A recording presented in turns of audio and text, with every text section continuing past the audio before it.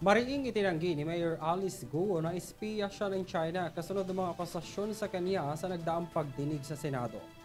Narito po ang aking report.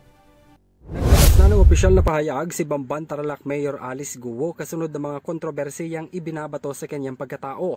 Ayon kay Guo, mariin itong itinanggi na isa siyang espiya ng China at nangako ng kaniyang katapatan sa Pilipinas.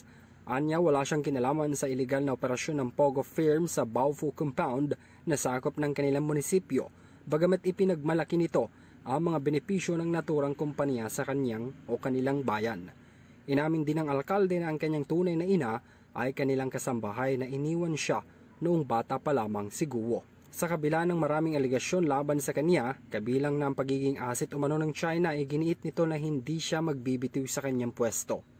Ang pag-amin anya na ito ay alang-alang sa mga kababayan niyang nagtitiwala, nagmamahal sa kanyang buong tapang.